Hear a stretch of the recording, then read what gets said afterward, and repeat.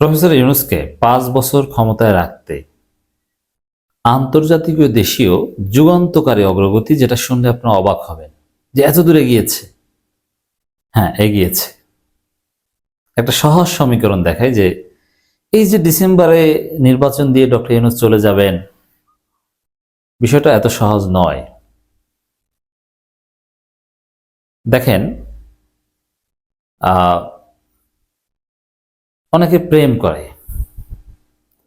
প্রেম যতদিন করে তখন একটা আশঙ্কা থাকে, এই প্রেম টিকতেও পারে, নাও টিকতে পারে। তার মানে যে কোনো সময় বিচ্ছেদ হতে পারে, এটাই তো স্বাভাবিক। যখন বিয়েটা হয়ে যায় তখন নিশ্চিত থাকে যে না, এবার স্থায়িত্ব হলো। বিয়ে মানেই স্থায়ী। বিয়েও বিচ্ছেদ হয়, সেটা ব্যতিক্রমী, কিন্তু বিয়ে মানেই হচ্ছে স্থায়ী। যে বিয়ে আপনি সেপারেশন উদ্দেশ্য করেন, ওই বিয়ে জায়েজই না, ওটা হয় না। বিয়ে করতে হয় স্থায়ীভাবে একসাথে থাকার জন্য, অবিচ্ছেদ্যভাবে। বিচ্ছেদ কখনো বিয়ের উদ্দেশ্য না, স্থায়ীভাবে থাকাটাই বিয়ের উদ্দেশ্য। আর প্রেম হচ্ছে নড়বড়ে, টিকতেও পারে, নাও টিকতে পারে। অধিকাংশ প্রেম টিকে না। তো ডক্টর ইউনূস বর্তমানে যেভাবে ক্ষমতায় আছেন, সেটার অর্থ হচ্ছে প্রেমের মতো। এর মানে যে কোনো সময় ডক্টর ইউনূসকে চলে যেতে হতে পারে। যেমন এই ডিসেম্বর নির্বাচন দিয়ে চলে যেতে হতে পারে। অনেকের তো দাবি, অনেকের বলতে একটা দলের, যে ডিসেম্বর নির্বাচন দিতে হবে। কিন্তু আমরা চাই ডক্টর ইউনূস 5 বছর থাকুক। তাই যে আমরা চাওয়া বা ডক্টর ইউনূসের সাথে আমাদের বা তার ক্ষমতায় থাকার সম্পর্কটা প্রেমের মতো।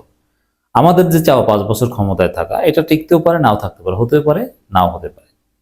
তবে যদি বিয়ে হয়ে যায়, তাহলে আমরা কি ধরে নেব যে না, টিকে যাবে।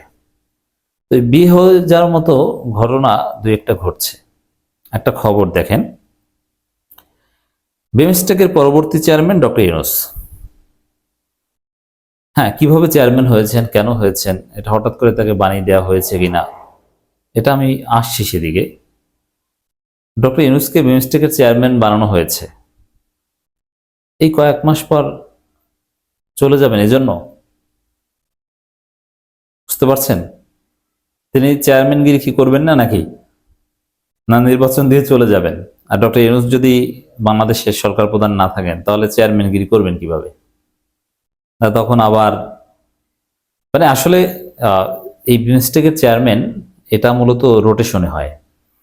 সদস্য দেশগুলোর নামের প্রথম অক্ষরের ক্রমধারা অনুযায়ী হয়। যেমন 97 সাল থেকে যেভাবে হয়ে আসছে, এই যে Bangladesh, Thailand, Myanmar, India, Sri Lanka সদস্য রাষ্ট্রগুলি বিমস্টেকের, তাদের মধ্যে বাংলাদেশের নাম শুরু বি দিয়ে। এর মানে সবার আগে চেয়ারম্যান হবে বাংলাদেশ থেকে।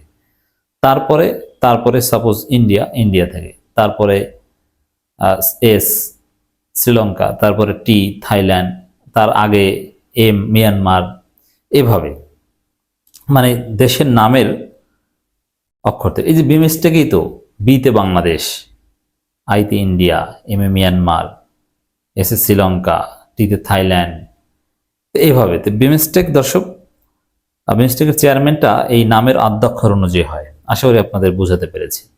তো এভাবে চলে আসে। তা এখন এবছর যে ডক্টর ইউনূসকে, স্পেশালি ডক্টর ইউনূসকে দেখে চেয়ারম্যান বানিয়ে দেওয়া হয়েছে, বিষয়টা এরকম নয়। এটা বাংলাদেশের রোটেশনে হওয়ার কথা ছিল। বরং এখানে যদি হাসিনা থাকতো, হাসিনাই হতো। তো দর্শক, তারপরেও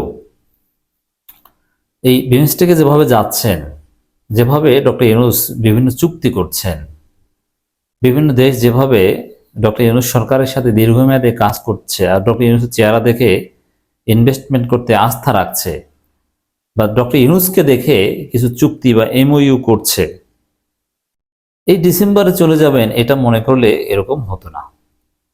বিমস্টেকের চেয়ারম্যান, ঠিক আছে, বাংলাদেশে কোনো নির্দিষ্ট সরকার নেই, এই কয়েক মাসে আছে,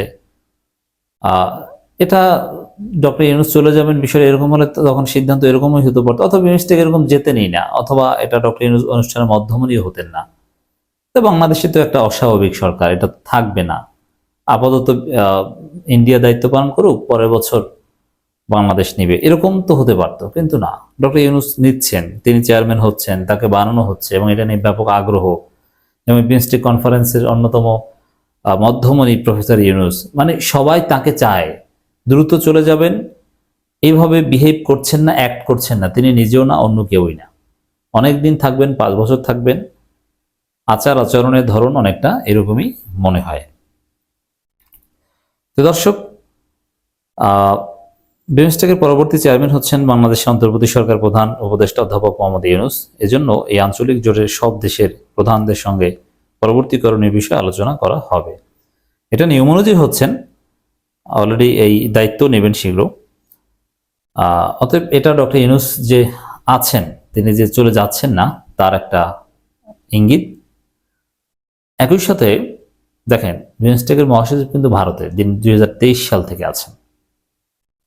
এবং বিমস্টেকের চেয়ারম্যান 1 বছর থাকে, 2 বছর, 3 বছর থাকে। তবে ডিসেম্বরে তো আর চলে যাবেন না ডক্টর ইউনূস, এটা তো বোঝা গেছে। পরবর্তী কনফারেন্সের আগ পর্যন্ত তো ডক্টর ইউনূসকে থাকতে হবে। এর অর্থ এই বিমস্টেকের চেয়ারম্যান হওয়ার উপর ভিত্তি করে আমি বলছি না যে 5 বছর থেকে গেছে, মানে ওয়ে অফ বিহেভিয়ার, ডক্টর ইউনূসের ইন্টারাকশন, এবং দেশের ভিতরে জনগণ তো তাকে চায়, চারিদিকে স্লোগান দিচ্ছে, we want professor Yunus for 5 years. দেশের ভিতরে তো জনগণের চাওয়া আছেই, দেশের বাইরেও চায়। যেসব চুক্তি বা এই যে বিশেষ করে বড় বড় ব্যবসায়ী, তারা যেভাবে বিনিয়োগের পরিবেশের কথা বলছে, আস্থা দেখছে ডক্টর ইউনূসের উপর, এটা ডক্টর ইউনূসের চেহারার দিকে তাকিয়ে আসছে। অতএব এটা একটা অগ্রগতি। আর বিমস্টেকের চেয়ারম্যান হওয়া, এরকম আরো বিভিন্ন সামনে দেখবেন যে আন্তর্জাতিক বিভিন্ন, বাংলাদেশের সরকার প্রধান হিসেবে বিভিন্ন জায়গায় বড় বড় দায়িত্ব নিচ্ছে।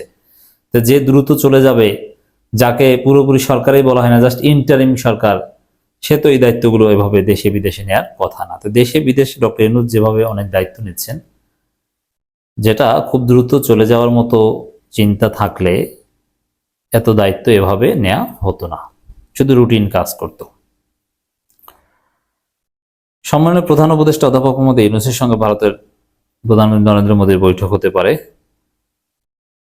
তিনি বলেন, প্রধান উপদেষ্টা বিমস্টেক পরবর্তী চেয়ারম্যান, তাই সব দেশের প্রধানদের সঙ্গে পরবর্তী করণীয় নিয়ে আলোচনা করবেন। বিমস্টেক এখন যোগ্য নেতা পেয়েছে, সার্ককে রিভাইভ করবেন ডক্টর ইউনূস।